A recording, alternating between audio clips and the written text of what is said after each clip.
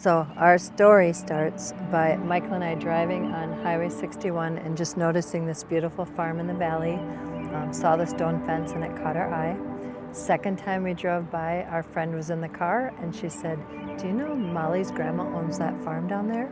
So I called my friend Molly, "Does your grandma own that beautiful farm? Can we just see it someday?" And so 25 years ago, she brought us here to meet her grandma, and Mrs. Healy showed us this beautiful black and white photo with the historic Hope Glen sign. And then at the end of our visit, my husband said, "Hey, Mrs. Healy, would you like to sell this place?" And she, to our surprise, she says, well, matter of fact, I would.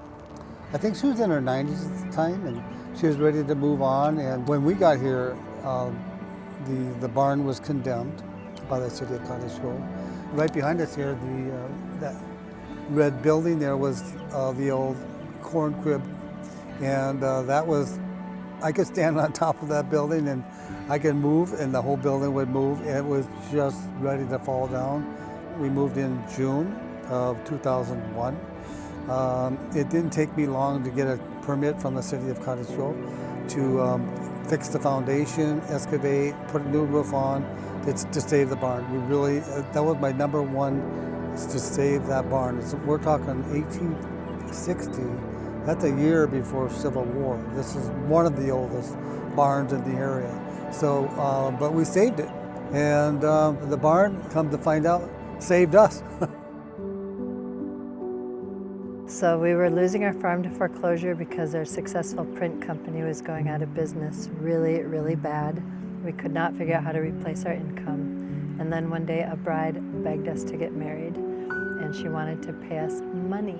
And that is what saved us. And so our local newspaper wrote a cute little article, "Weddings Save the Day, Hope Glen Farm." And then the St. Paul Pioneer Press, an editor saw that article. So he wrote another one, and we call that article God's Amazing Grace. When that article hit the St. Paul paper, our phone rang off the hook. It was insane. We actually call it our accidental business, because when the bride begged us to get married, I told her, "No way." Number one, I said, the city won't allow it. They just won't. And so she called the city and they said, well, technically they're on the historic register and they could host 2 events a year and you could be one of those events. So they let us know, we could be one of those 2 events. So then that made us call the city. What would it take to actually host weddings here and not lose this place to foreclosure? And then it was a huge deal. So it was, again, we have to go back to God and Him putting us in this business, and we want to glorify Him in that. So give Him the credit for it.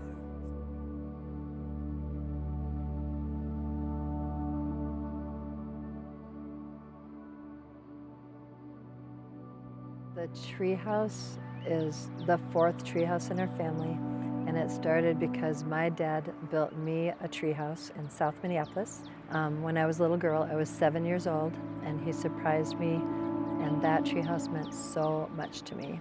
And then when our son was 4, Michael built our son a treehouse that meant so much to him in Northeast Minneapolis. Then Michael built our grandkids a treehouse right here next to our garage. This is treehouse number 4, above and beyond our wildest dreams.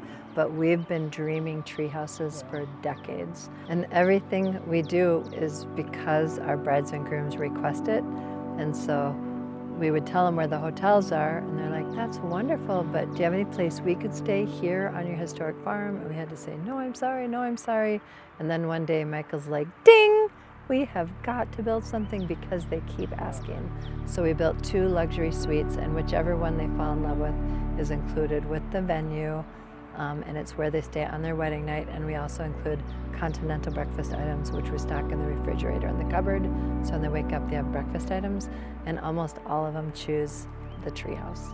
10 years now we've had the treehouse, and people from all over the world come to visit the treehouse. It's 1,200 square feet. It's got 4 levels and 4 decks and 2 fireplaces, a jacuzzi. It's just crazy. It's all up in a tree, a 150-year-old tree.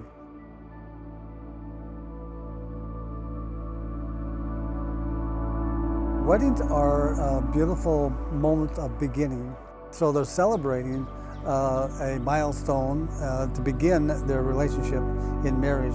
And we are in the middle of that. It's a beautiful time. We really are thankful that we can be a part of that. Yeah, we've had well over 1,000 weddings since we started, 2013.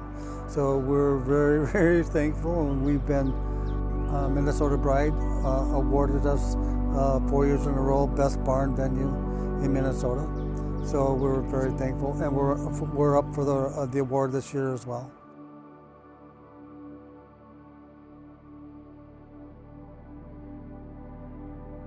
I'm going to be 72 years old this year, so I'm slowing down. And they say, well, are you going to sell? Are you going to retire? Are you going? And you know what?